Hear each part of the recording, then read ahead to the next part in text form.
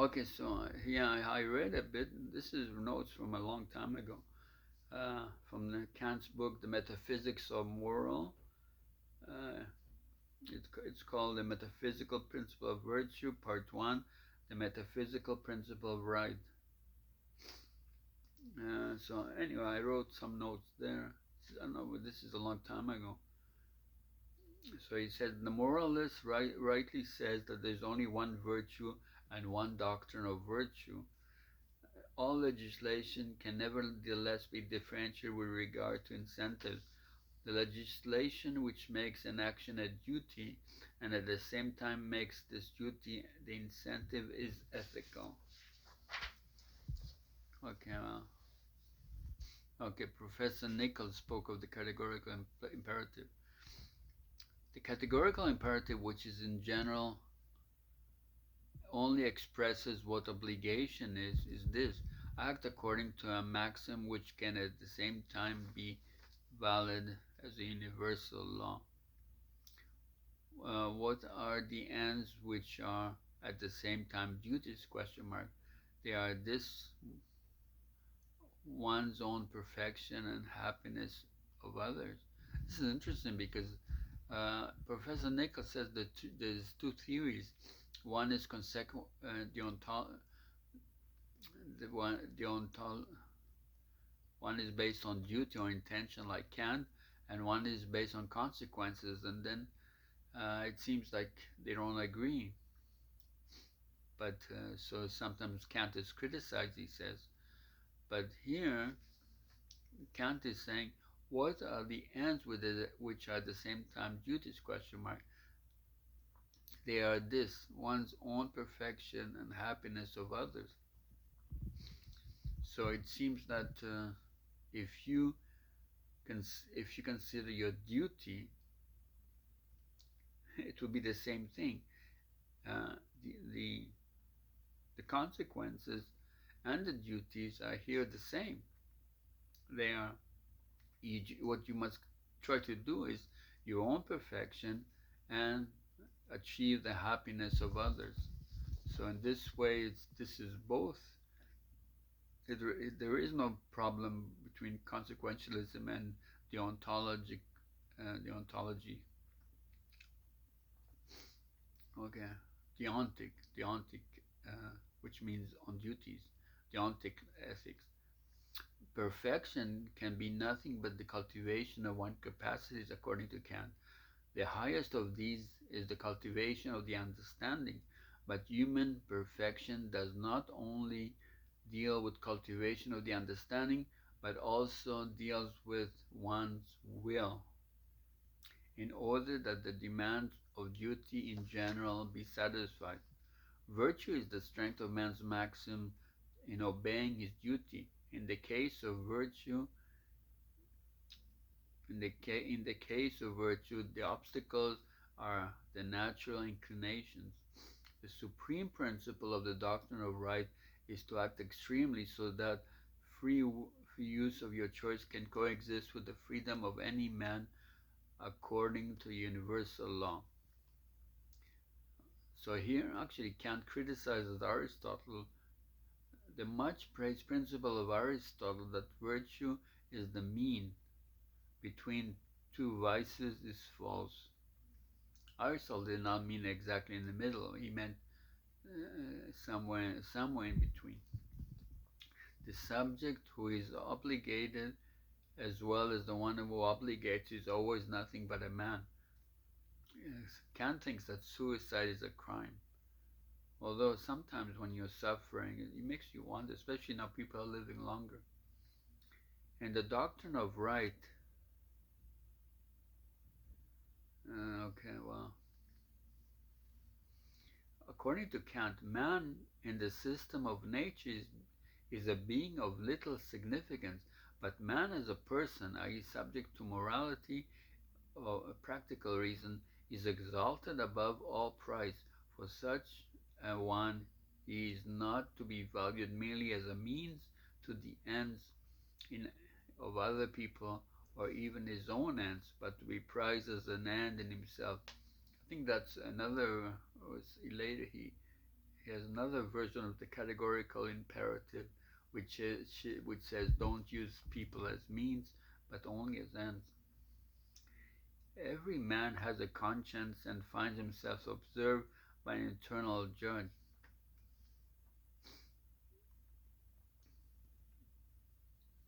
Even more intimately opposed to man's duty himself is a savage and at the same time a cruel treatment of any part of creation which is living though lacking reason. So just don't be cruel to animals either. The duty of religion, namely the recognizing of our duties as divine commands. The duty to respect one's neighbor is contained in the maxim, degrade no other merely as a means to personal ends. Okay, friendship, according to Kant, in its perfection, is the union of two people, though equal mutual love through equal mutual love and respect, equal love and equal respect. Friendship among men is our duty. Love can be regarded as attracting and respect as repelling. It is one duty both to himself and to others to use his moral imperfections in social intercourse and not to isolate himself. Well, today actually you also have the telephones, email, and you have Facebook, and you have YouTube, and you have, besides the postal code, and you can publish books and publish videos, audios, and etc.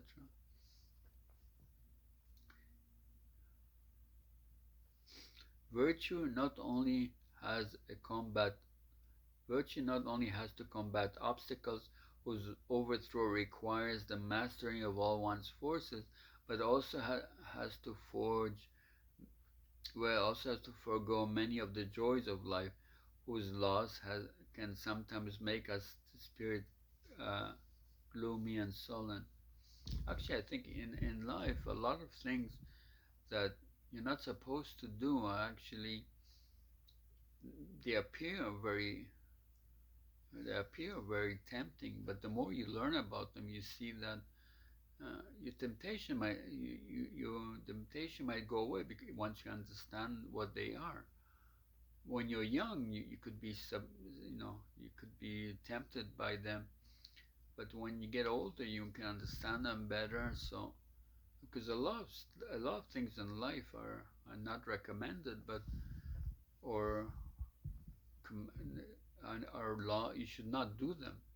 But if you do, in the end, you just, for example, even a simple example is if you eat too much, you may get pleasure, but then you might get sick, or you gain weight, you be fat, and you can get disease, or even alcohol. You get drunk, you can get drunk for life, and or or you can have an accident. It's illegal to drive when you're drunk, etc., etc. It's like life. A lot of a lot of laws actually have a reason. Maimonides tried to actually analyze all the commandments in Judaism.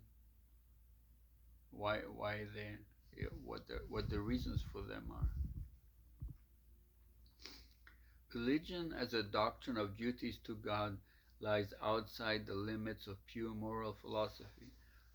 I also read Religion Within the Bounds of Pure Reason by Kant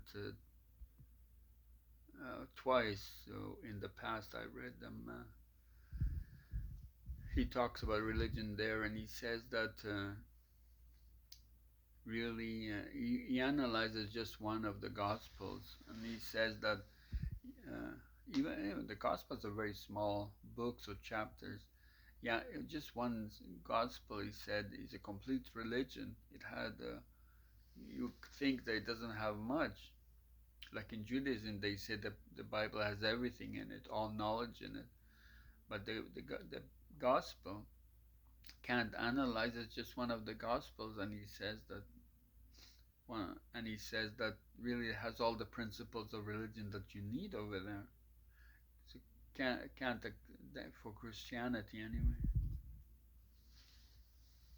Okay, that's well the end here is again I record over 100 hours uh, of lectures, and this can be this probably the last one I will record. Uh, it could add a lot of, for example, I didn't mention Hegel in 2017 lecture, so that's good now. And I added before a lecture on free will, and now I added more, especially mentioning Hegel, and I read a bit more of the critical-practical reason, although I have to read more. But and now I added a bit from his book on morality. One thing I'm not so sure on is that about the moral code. Uh,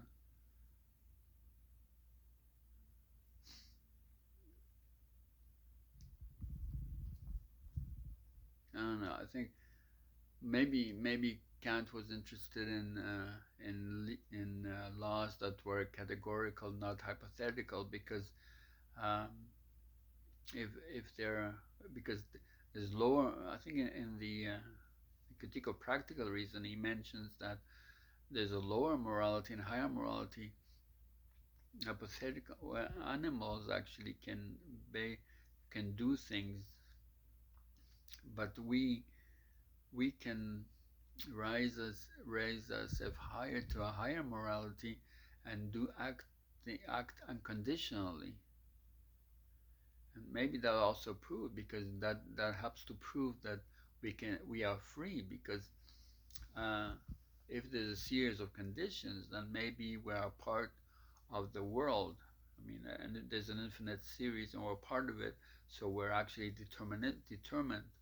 But we can actually, according to Kant, it seems that maybe that's why he was interested in duties and duty and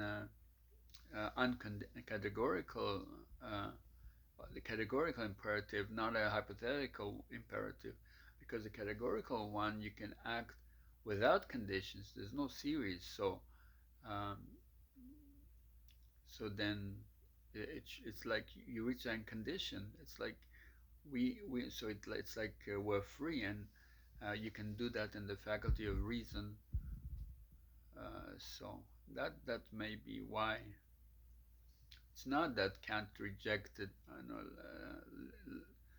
the hypothetical imperative, but that a categorical one helps to prove that we are free. And for Kant, as I said, freedom uh, requires uh, God, because you need happiness proportional uh, to morality, and only God can ensure that. And also, you need immortality of the soul, because the goal of morality is perfection and happiness of man, as he said, and self-perfection takes for intellect and for will takes forever. So you need immortality of the soul. You need to live forever. Okay, that's it. Stop here.